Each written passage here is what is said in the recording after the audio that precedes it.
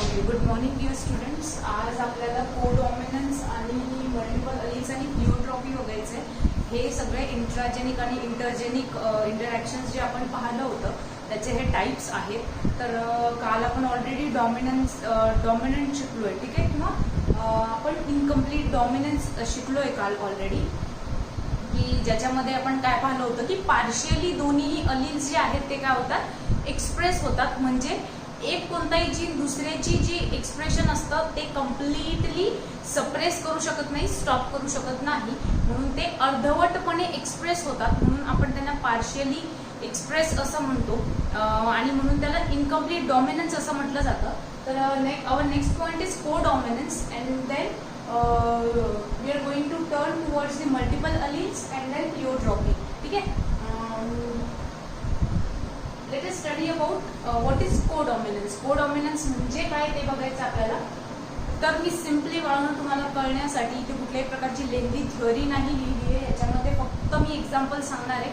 Examples कळाले म्हणजे तुम्हाला तो कॉन्सेप्ट कळाला. याचा अर्थ कसा होतो, एक्झाम्पल्स तुम्हाला पूर्ण त्याच्यामध्ये बुकमध्ये एकदम लेंदी त्याचे पॉईंट वाईज लिहून दिले आहे, पण एक्झाम्पल जर कळालं तर तुम्ही ते निश्चितच लिहू शकता.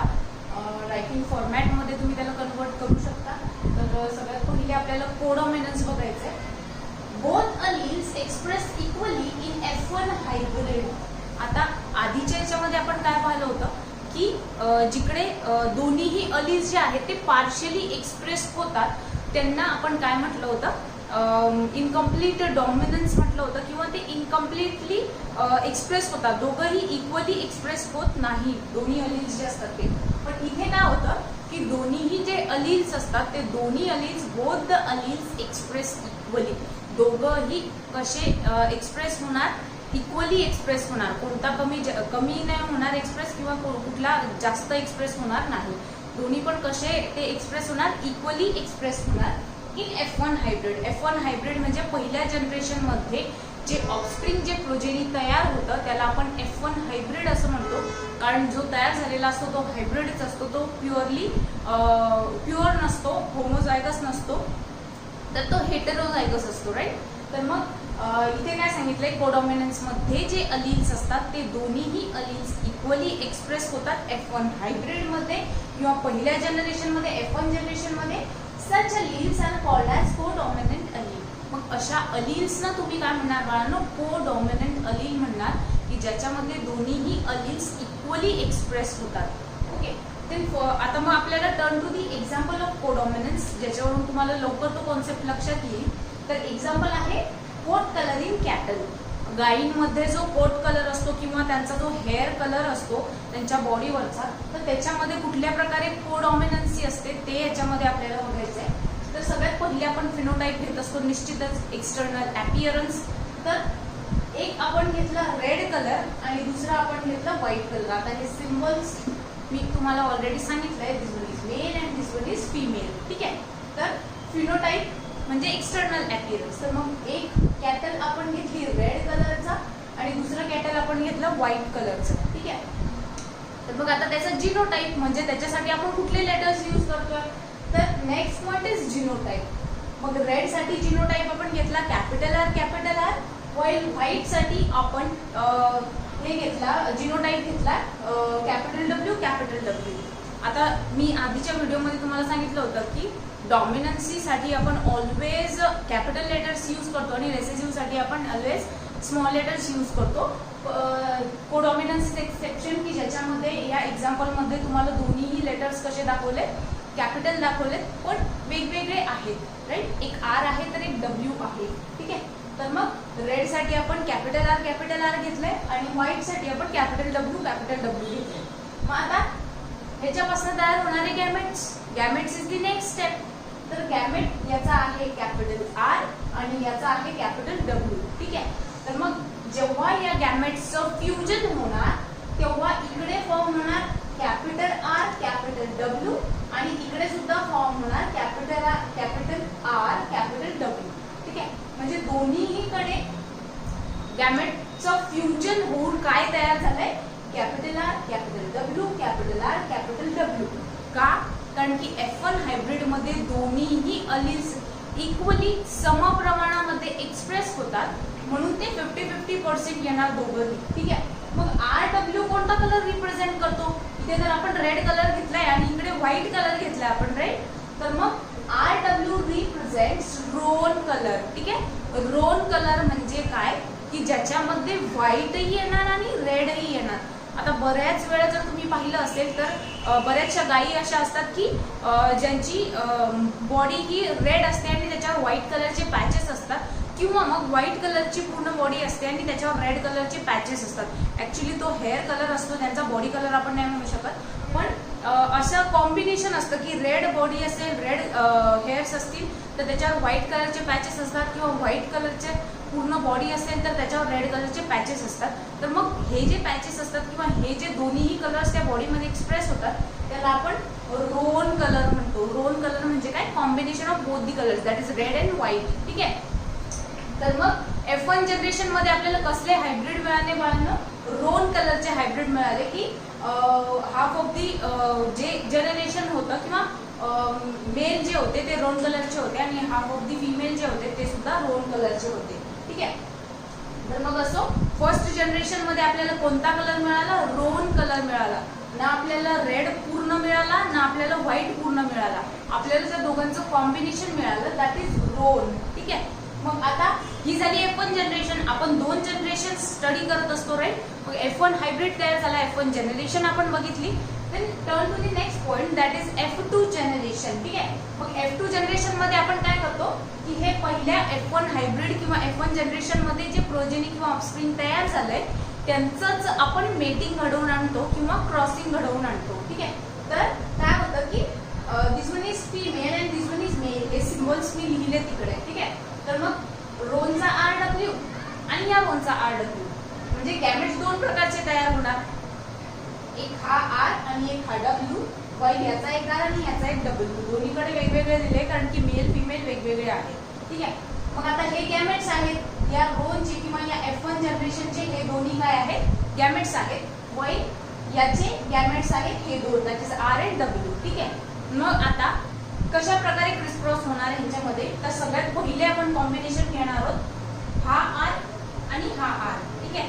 हा R हा R, that is capital R capital R. आता या दोघांचं काम संपलंय. मग आता याचा आणि याचं combination, that is capital R and capital W. मग आता या आरचं या दोघांबद्दलचं या दोघांबरोबरचं कॉम्बिनेशन संपलंय.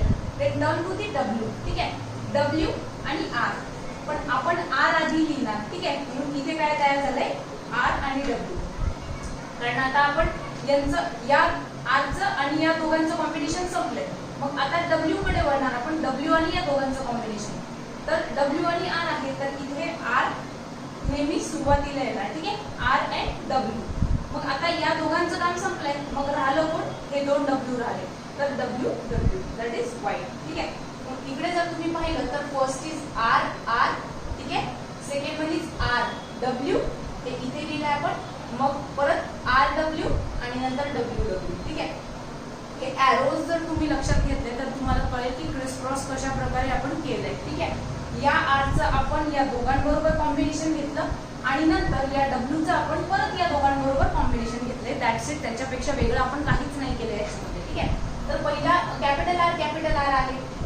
कॅपिटल R असेल तर कुठला कलर असतो? रेड कलर असतो, दस रेड. ठीक आहे. Capital R capital W, capital R आणि कॅपिटल W असेल तर that is roan colour, right. मग रोन आपल्याला 2 मिळाले, दस 2 रोन. आणि इकडे रेड एकच मिळाला म्हणून 1 red 2 Ron. while last one is capital W and capital W, that is white color, that is 1 is white. Then what will be the ratio? 1 red is to 2 is to 1 white. ठीक आहे. जेव्हा colours आपण सांगतो त्याला आपण phenotype म्हणतो, म्हणजेच external appearance. While मग त्याचे जिनोटाइप, तर रेड साठी आपण कॅपिटल R घेतलंय. RW साठी आपण काय घेतलंय? सॉरी, रोन साठी आपण काय घेतलंय? RW घेतलंय. आणि व्हाईट साठी आपण कॅपिटल W घेतलंय, राईट. मग आता वरचा होता तो फिनोटिपिक रेशो होता की एक्सटर्नल अपीअरन्स कसा आहे, पण आपल्याला जिनोटिपिक रेशो सुद्धा लिहायचा असतो, राईट. तर 1 is capital R, 2 is capital R, W, 1 is capital W capital W, ठीक आहे. म्हणजे 1:2:1 हे काय आहे, दोन्ही पण फिनोटिपिक अँड जिनोटिपिक रेशिओज, ठीक आहे. इथे तुमच्या लक्षात आलं असेल की दोघंही इक्वली एक्सप्रेस होत आहेत, ठीक आहे. कुणीच जास्त किंवा कुणीच कमी एक्सप्रेस होत नाहीये, ठीक आहे. तर हे होतं कोडॉमिनन्स. कोडॉमिनन्स म्हणजे फक्त एवढं लक्षात ठेवायचं की दोन्ही जे अलील्स असतात ते इक्वली एक्सप्रेस होतात, कोणताच जास्त एक्सप्रेस होणार नाही किंवा कोणताच कमी एक्सप्रेस होणार नाही. की ज्याच्यामध्ये आपण एक्झाम्पल बघितलं की कॅटल्समध्ये जो कलर असतो किंवा गायींमध्ये जो कलर असतो, तर एक रेड कलरची गाय घेतली, एक व्हाईट कलरची गाय घेतली, ठीक आहे. किंवा एक रेड कलरचं कॅटल घेतलं, एक व्हाईट कलरचं कॅटल घेतलं, त्यांच्यामध्ये बेटिंग घडवून आणलं आणि त्याच्यानंतर जे जनरेशन F1 हायब्रिड मिळालं ते रोन कलरचं मिळालं. मग रोन कलरचं जे हायब्रिड मिळालं होतं F1 हायब्रिड, त्याचं परत गॅमेट फॉर्मेशन केलं गेलं, त्या गॅमेट्सचं फ्युजन केलं गेलं आणि त्या फ्युजन नंतर आपल्याला एक रेड कलरचा मिळाला कॅटल, टोटली दोन जे होते ते आपल्याला रोन कलरचे मिळाले आणि एक जे होतं ते आपल्याला टोटली व्हाईट कलरचं मिळालं. की ज्याच्यामध्ये काय झालंय की दोन्ही सुद्धा इक्वली एक्सप्रेस झालेत, कुणीच जास्त किंवा कमी एक्सप्रेस नाही झाले. म्हणून आपण या अलील्सना काय म्हणतो, codominant alleles, as they express equally, ठीक आहे. तर turn to the next point, that is multiple alleles. What is multiple alleles? More than 2 alternative form of genes in a population occupying same locus on chromosome is called as multiple alleles. Multiple alleles म्हणजे काय की एका जीनचे एकापेक्षा जास्त जे multiple forms असतात, alternative forms असतात की जे एकाच क्रोमोझोमवर काय सांगितलंय, occupying same locus on chromosome. एका क्रोमोझोमवर सेम पोझिशन किंवा सेम लोकेशनला हे जे ऑल्टरनेटिव्ह फॉर्म्स असतात ते प्रेझेंट असतात, त्यांनाच आपण काय म्हणत असतो, मल्टिपल अलील्स. मल्टिपलचा मिनिंगच होतो पुष्कळ, ठीक आहे, 2 किंवा त्याच्यापेक्षा जास्त. तर मग इथे काय सांगितलंय, more than 2 alternative forms of gene, एकाच जीनचे आणखी 2 पेक्षा जास्त अल्टरनेटिव्ह फॉर्म्स की जे सेम लोकायला किंवा सेम पोझिशनवर लोकेटेड असतात क्रोमोझोमवर, ठीक आहे, किंवा ते सेम पोझिशन ऑक्युपाय करतात क्रोमोझोम्सवर, त्यांना आपण म्हणत असतो multiple alleles. These are arises by mutation. हे मल्टिपल अलील्स कशामुळे अराइज होतात, कशामुळे ओरिजिनेट होतात, तर म्युटेशन्समुळे. म्युटेशन म्हणजे सडन चेंजेस, ठीक आहे. तर सडन चेंजेसमुळे काय होतं की एका जीनचे अनेक फॉर्म्स काय झालेले असतात, तयार झालेले असतात, ज्यांना आपण मल्टिपल अलील्स असं म्हणतो. फॉर एक्झाम्पल सांगितलंय त्यांनी इन ड्रॉसोफिला, ठीक आहे, लाईक आपली हाऊस फ्लाय असते की तशासारखाच असतो ड्रॉसोफिला. मेलॅनोगॅस्टर म्हटलं जातं त्याला. हाऊस फ्लाय सारखं समवट त्याचं ॲपिअरन्स असतं. तर त्याच्यामध्ये काय सांगितलंय, large number of multiple alleles are known. ड्रॉसोफिलामध्ये खूप जास्त प्रमाणामध्ये मल्टिपल अलील्स प्रेझेंट असतात. For example size of wings from normal to vestigial. मग त्यांच्यामध्ये जी साईज असते विंग्सची ती मल्टिपल अलील्स त्यांच्यामध्ये प्रेझेंट असल्यामुळे काय होतं की त्यांचे जे विंग्सचं पॅटर्न आहे ते फ्रॉम नॉर्मल पासून तर नो विंग्स किंवा वेस्टिजियल विंग म्हणजे काय की कुठल्याही प्रकारचे विंग्स त्यांच्यामध्ये डेव्हलप झालेले नसतात, फक्त थोडासा एक पॉइंट किंवा एक आउटग्रोथ आलेली असते, ज्याला स्टम्पिंग म्हटलं जातं. स्टंप म्हणजे काय की तुम्ही पाहिलं असेल बऱ्याच वेळा की एखाद्याच्या अंगठ्याला एक छोटासा इथे एक म्हणजे ऍक्च्युली पूर्ण अंगठा असतो तो वेगळा, 6 बोटा ज्यांना असतात ते वेगळे, पण काही जणांच्या बोटाला फक्त एक छोटीशी आउटग्रोथ आलेली असते इथे, पूर्ण एक फिंगर म्हणून ते डेव्हलप नसतं झालेलं, पण थोडीशी अशी गाठ तुम्हाला दिसते, ठीक आहे, लाईक दॅट. त्याला तुम्ही म्हणू शकता की स्टम्पिंग. तसंच मग यांच्यामध्ये असतं की विंग डेव्हलप झालेलं नसतं, फक्त एक छोटीशी आउटग्रोथ तिथं आलेली असते, कम्प्लिटली ते विंग डेव्हलपच झालेलं नसतं, ठीक आहे. तर म्हणून इथे काय सांगितलंय, size of wings from normal to vestigial. म्हणजे काही जे ड्रॉसोफिला आहेत त्यांच्यामध्ये प्रॉपरली जे विंग्स आहेत ते डेव्हलप झालेले असतात, पण काही जे असतात त्यांच्यामध्ये फक्त विंग्सचं काय की थोडंसं दिसतं काहीतरी की इकडे विंग्स आहेत, पण त्यांची प्रॉपरली पूर्ण फुल्ली डेव्हलपमेंट झालेली नसते. तर मग हे कशामुळे होत असतं, मल्टिपल अलील्स किंवा एकाच जीनचे ऑल्टरनेटिव्ह फॉर्म असल्यामुळे काय होतं की हे जे विंग्स आहेत त्यांच्यामध्ये अशा प्रकारच्या डिसॅबिलिटीज होत असतात. That is just stump is due to one allele. Normal wing is wild type while vestigial wing is recessive type. पण काय असतं की नॉर्मल विंग्स जे असतात ते वाईल्ड टाईपचे असतात आणि जे वेस्टिजियल विंग्स असतात किंवा अगदी मी तुम्हाला सांगितलं जे प्रॉपरली डेव्हलप नसतात अशांना आपण वेस्टिजियल म्हणतो. तर तसे जे विंग्स आहेत ते रेसेसिव्ह टाईपचे असतात. म्हणजे वाईल्ड टाईप म्हणजे डॉमिनंट, की जो युजली जास्त प्रमाणामध्ये एक्सप्रेस होणार, आणि रेसेसिव्ह म्हणजे काय की डॉमिनंटच्या प्रेझेन्समध्ये तो एक्सप्रेस होत नाही. ठीक आहे. तर म्हणून काय की सांगितलंय त्यांनी फक्त की विंग्ससाठी जे अलील्स प्रेझेंट असतात ते यांच्यामध्ये खूप मल्टिपल अलील्स प्रेझेंट असतात, ऑल्टरनेटिव्ह फॉर्म्स प्रेझेंट असतात. त्या विंग्सच्या साईजसाठी लागणारे जे अलील्स असतात हे मल्टिपल अलील्स प्रेझेंट असतात किंवा मोर दॅन 2 ऑल्टरनेटिव्ह फॉर्म्स त्या जीनचे प्रेझेंट असतात, की ज्याच्यामुळे त्यांच्यामध्ये बरेच मेलॅनोगॅस्टर्समध्ये किंवा ड्रोसोफिलामध्ये नॉर्मल विंग्स असतात, वाईल काहींमध्ये काय असतं की ते प्रॉपरली डेव्हलप झालेले नसतात. तर हे म्युटेशनमुळे होत असतं. आणि एक्झाम्पल त्यांनी आणखी सांगितलंय, for example ABO blood grouping in human beings. Human बिंगमध्ये जे एबीओ ब्लड ग्रुप असतं की ज्याच्यामध्ये जर ए ब्लड ग्रुप असेल तर अँटीजेन कॅपिटल ए असतो आणि अँटीबॉडी स्मॉल बी असतं. ठीक आहे. बी ब्लड ग्रुप असेल तर अँटीजेन कॅपिटल बी असतो आणि अँटीबॉडी स्मॉल ए असते. ठीक आहे. म्हणजे हे काय की डिफरंट टाईपचे अँटीजेन अँटीबॉडीज त्यांच्यामध्ये प्रेझेंट असतात, की ज्याच्यावरून आपण ह्युमनचा जो ब्लड ग्रुप आहे तो ठरवत असतो.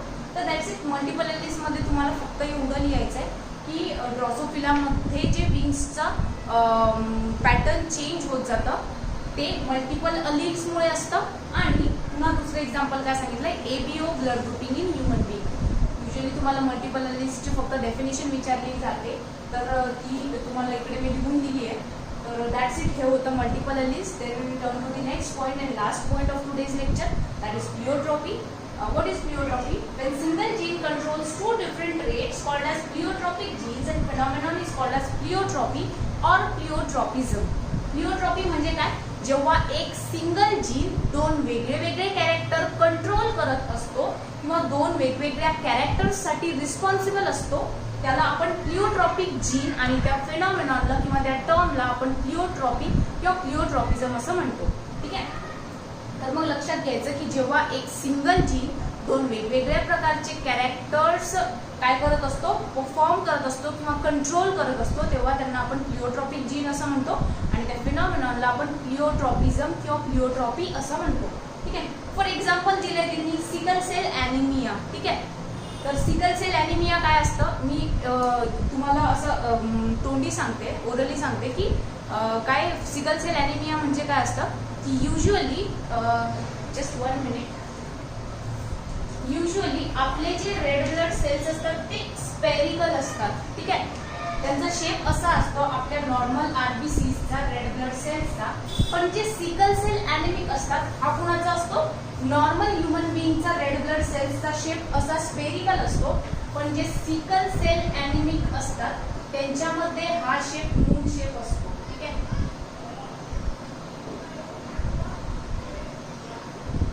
हा शेप कशाचा असतो, आरबीसीचा.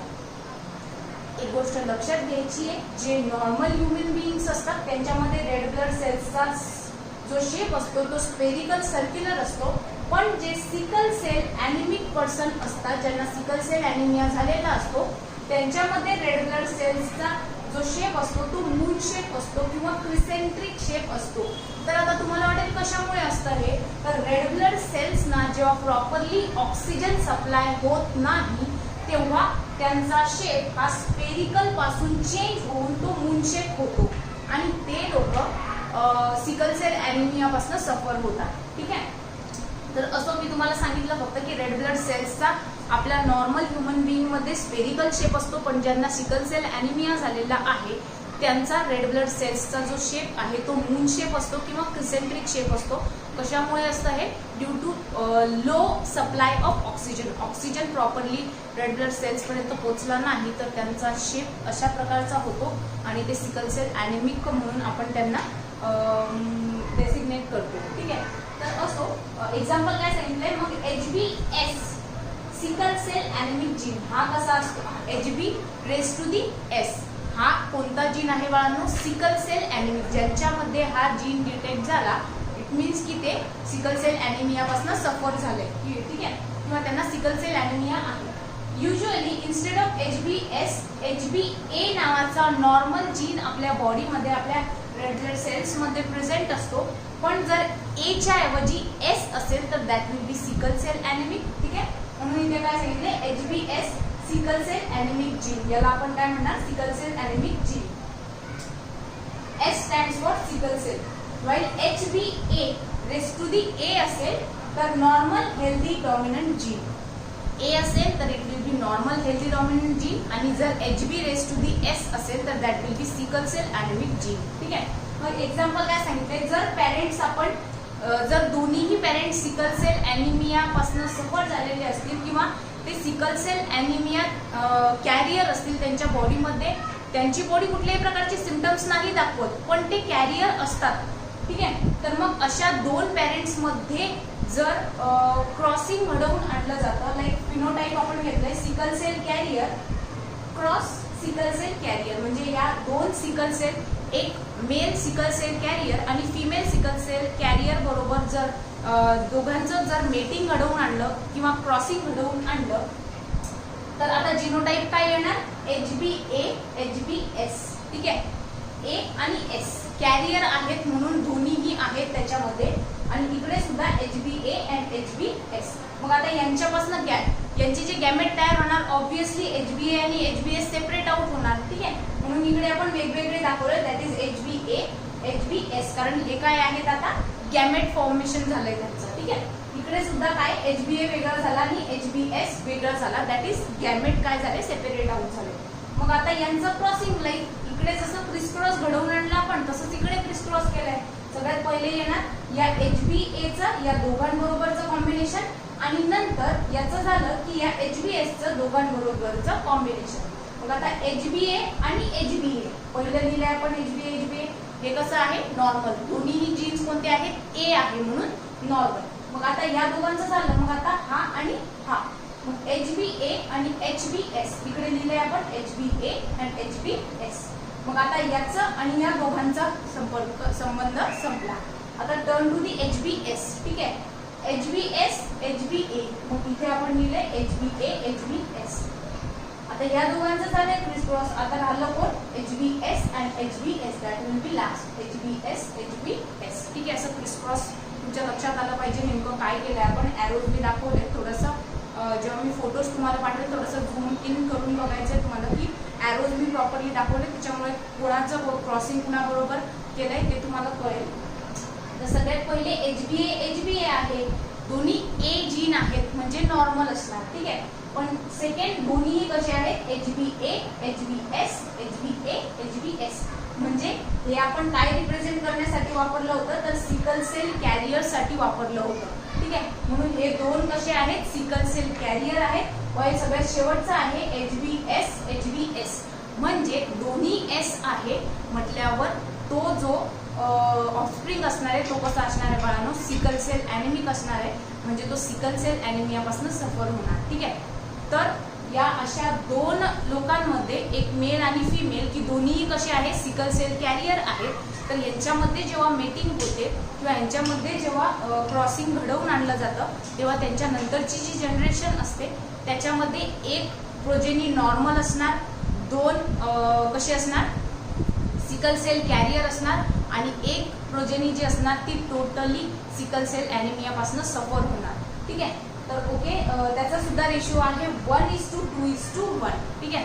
तर मग हे जे आहे वरचा जो आहे किंवा सिकल सेल कॅरियर हे नॉर्मल जे दाखवले आपण याला आपण फिनोटिपिक रेशिओ म्हणणार आणि खालचा जे किंवा HbA HbA HbA HbS HbA HbS हे जे दाखवतो आपण त्याला आपण जिनोटिपिक रेशिओ म्हणणार, कारण ते त्याचे जिनोटाइप्स आहेत.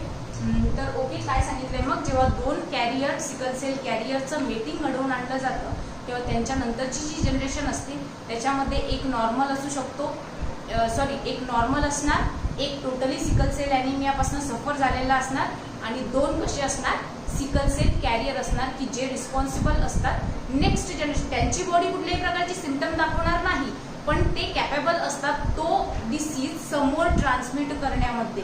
ठीक आहे. लाईक कोरोनामध्ये पण तुम्ही युजली पाहिलं असेल की कॅरियर्स असतात. ठीक आहे. कॅरियर म्हणजे काय की त्यांची बॉडी कोणत्याच प्रकारचे सिम्पटम्स दाखवणार नाही, ते एकदम ठीक असणार. ठीक आहे. त्यांची बॉडी कुठल्याही प्रकारचे सिम्पटम्स शो करणार नाही, त्यांना सर्दी नसणार, ताप नसणार, कुठल्याही प्रकारचं लक्षण नाही दिसणार, but still they are carrier. म्हणजे काय की ते डिसीज दुसऱ्यामध्ये ट्रान्समिट करू शकतात, त्यांना त्याच्यापासून काही अपाय होणार नाही पण दुसऱ्यांमध्ये तो ट्रान्समिट करण्यासाठी त्यांची बॉडी जबाबदार असते, रिस्पॉन्सिबल असते. तर डिसीज्ड पर्सनपेक्षा carrier person is most dangerous, right. कारण की ते न दिसता, कुठल्याही प्रकारचे सिम्टम न दिसता ते दुसऱ्यांमध्ये ट्रान्समिट करू शकतात. डिसीज्ड पर्सन तर आपल्याला लगेच कळतो की हा त्या डिसीजपासून सफर झाला आहे. ओके, तर दॅट्स इट फॉर टुडे. ह्याचे फोटोज मी तुम्हाला ग्रुपवर शेअर करते. In case of any query you can ask me on group. Okay, bye bye, have a good day.